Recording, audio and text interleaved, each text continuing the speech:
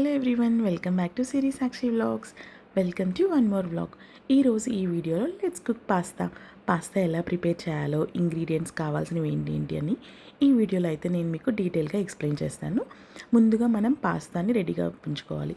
ఒక కప్ పాస్తాకి నేను ఒక 2 కప్స్ ఆఫ్ వాటర్ యాడ్ చేసి బాయిల్ చేశాను.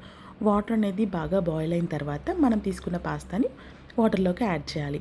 ఒక 80% కుక్ అయిన తర్వాత వెంటనే దాన్ని కోల్డ్ వాటర్లోకి ట్రాన్స్ఫర్ చేయాలి. సో అప్పుడు మనము గ్రేవీలోకి మిక్స్ చేసినప్పుడు పాస్తా అనేది మెత్తగా అవ్వకుండా టేస్టీగా వస్తుంది.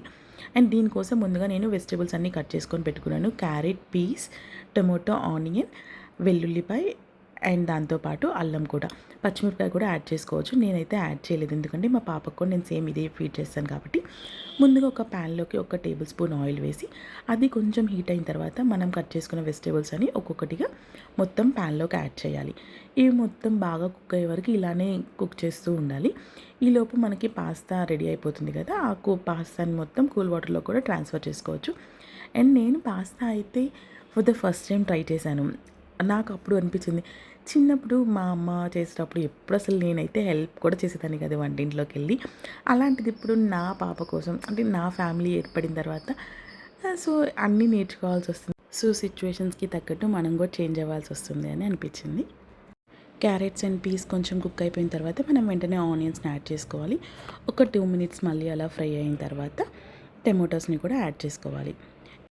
అండ్ ఈ వెజిటేబుల్స్ అన్నీ ఆల్మోస్ట్ కుక్ అయ్యేలాగా ఉన్నప్పుడు 1 table spoon of salt and 1 table spoon of coriander powder and 1 table spoon of garam మసాలాని యాడ్ చేసుకోవాలి. సో ఈ మసాలా ఏమైతే యాడ్ చేసామో ఇదంతా వెజిటేబుల్స్కి అన్నీ బాగా పట్టేలాగా మిక్స్ చేసుకోవాలి. ఇక్కడ కనిపిస్తున్నట్లు వెజిటేబుల్స్ అన్నీ ఆల్మోస్ట్ కుక్ అయిపోయాయి. ఈ స్టేజ్లో మనం 1.5 గ్లాస్ ఆఫ్ వాటర్ని కూడా యాడ్ చేసుకోవాలి. మనకి పాస్తా సాస్ జనరల్ స్టోర్స్లో అండ్ ఆన్లైన్లో అవైలబుల్గా ఉంటుంది. 1 టేబుల్ స్పూన్ ఆఫ్ పాస్తా సాస్ని కూడా యాడ్ చేస్తే మరింత టేస్ట్ అయితే యాడ్ అవుతుంది.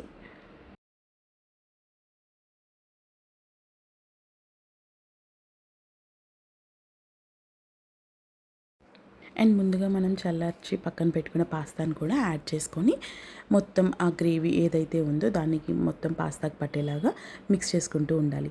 అండ్ ఇలా మిక్స్ చేసిన తర్వాత ఒక 5 to 10 మినిట్స్ స్లో ఫ్లేమ్లో మళ్ళీ దీన్ని కుక్ అవ్వనివ్వాలి. సో మనకి ఏదైతే గ్రేవీ ఉందో దాని ఫ్లేవర్స్ అన్నీ కూడా పాస్తాకి ఈక్వల్గా టేస్ట్ అనేది వస్తుంది.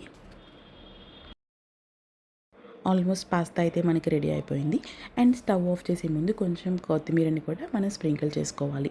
అండ్ స్టవ్ ఆఫ్ చేసిన తర్వాత ఒక 2 మినిట్స్ తర్వాత మనం ఒక లెమన్ తీసుకొని ఈ పాస్తా మీద స్క్వీజ్ చేయొచ్చు. సో పాస్తా అయితే రెడీ అయిపోయింది. ఈ రెసిపీ మీకు నచ్చిందని అనుకుంటాను. ఫైనల్గా అయితే టేస్ట్ నాకు చాలా బాగా వచ్చింది. వీడియో నచ్చినట్లయితే please like, share and subscribe to our channel. Thanks for watching. See you in the next vlog.